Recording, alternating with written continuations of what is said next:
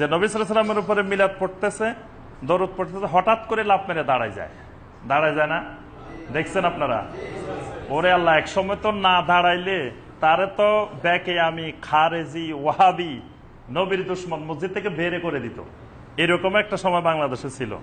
দেখো, ব্যাকে আমি ওয়াহাবি খারেজি অসংখ্য নাম দেওয়া হইতো, এদেরকে নাম দিয়ে মসজিদ থেকে বের করে দিত যে রাসূলের দুশ্মন, রাসূলের উপরে দরুদ পড়তেছে, রাসূল আসি হাজির হয়ে গেছে, তবে আদব দাঁড়ায় না। আমি কত জায়গায় দেখছি ছাত্র জীবনে, কয় আল্লাহ রসুল আসি এখানে হাজির হয়ে গেছে, তাও দেখো এই বেয়াদব দাঁড়ায় না। নাউজুবিল্লাহ। আল্লাহ রসুল এসে হাজির হয়ে গেছেন, এইটার দলিল কোথায়? এটা সম্পূর্ণ জাল হাদিস। নবী সাল্লাল্লাহু আলাইহি ওয়াসাল্লাম এসে হাজির হবেন কেন এখানে? নবী সাল্লাল্লাহু আলাইহি ওয়াসাল্লামের উপরে দরুদ পেশ করলে, সালাম পেশ করলে নবী সাল্লাল্লাহু আলাইহি ওয়াসাল্লাম হাজির হন না। এই জাল হাদিসের উপরে ভিত্তি করে কিয়ামের বিশ্বাস গড়ে উঠছে। কিয়াম করতে হবে, দাঁড়ায় যেতে হবে, কারণ নবী সাল্লাল্লাহু আলাইহি ওয়াসাল্লাম এসে গেছে, আর বসে থাকা যাবে না।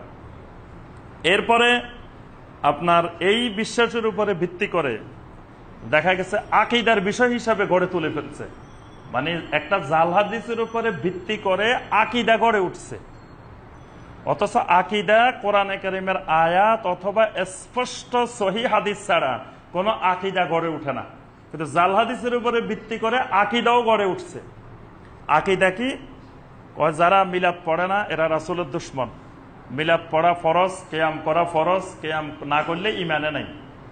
মানে ইমান গায়রে ইমানের প্রশ্ন চলে আসছে কিয়ামের সাথে, অথচ ভিত্তিটাই হলো জাল হাদিস, মিথ্যার উপরে ভিত্তি করে আকীদার বিষয় গড়ে উঠছে।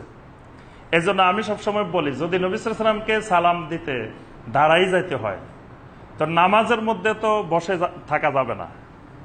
আত্তাহিয়াতুর মধ্যে আমরা নবী সাল্লাল্লাহু আলাইহি ওয়াসাল্লামকে সালাম দিই না?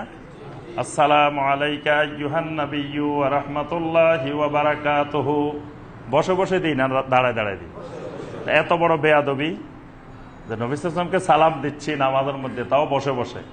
তাহলে আত্তাহিয়াতুর জন্য বসতে হবে, বসে প্রথমে পড়তে হবে আত্তাহিয়াতু লিল্লাহি ওয়াস সালাওয়াতু ওয়াত তাইয়্যিবাত। এরপরে দাঁড়ায় যেতে হবে, দাঁড়ায় বলতে হবে আসসালামু আলাইকা আইয়ুহান নাবিয়্যু ওয়া রাহমাতুল্লাহি ওয়া বারাকাতুহু।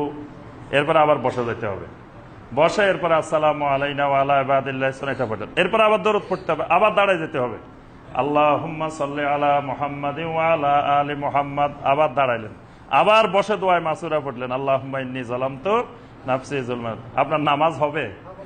কেন হবে না? আর রাসূলের মহব্বত করছি, নামাজ হবে না কেন?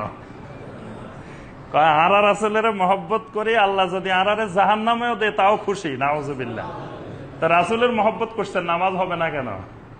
যে রাসূল না আসলে নামাজ হইতো না, আজান হইতো না, তো হে রাসূলের আপনি মহব্বত করছেন, তা নামাজ হবে না কেন? আজান দেওয়ার আগে আমাদের দেশে অনেক জায়গায় দেখবেন আসসালাতু ওয়াসসালামু আলাইকা ইয়া রাসূলুল্লাহ, মাইকে ঘোষণা দেয়, তারপরে আজান দেয়। তো জিজ্ঞাসা করলাম যে এটা দলিল কই? রাসূলের সাহাবীরা কোনোদিন দিলেন না, তাবেঈনেরা দিলেন না, তাবেঈনেরা দিলেন না, যুগে যুগে কোনো সালাফেরা দিলেন না। কয় আরে মিয়া, আজান পাইছো কই? রাসূল না হইলে আজান পাইতা নাকি?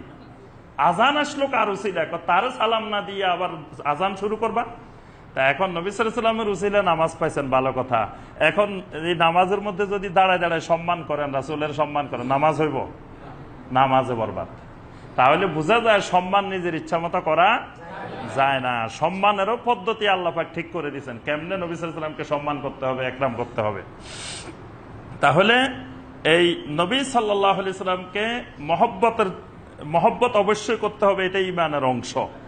নবী সাল্লাল্লাহু আলাইহি ওয়াসাল্লামকে মহব্বত করা ঈমানের একটি গুরুত্বপূর্ণ অংশ।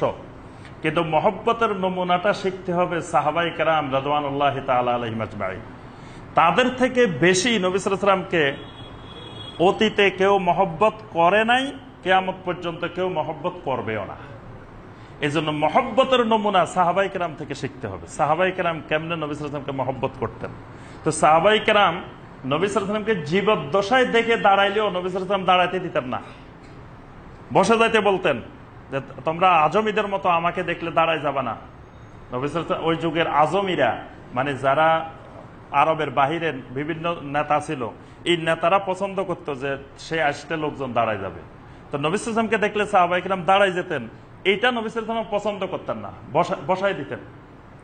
আজও মদিনা ইউনিভার্সিটিতে শিক্ষক ক্লাসে গেলে আমরা ছাত্ররা দাঁড়াই না, কিন্তু ছাত্রদেরকে দাঁড়াইতে দেওয়া হয় না।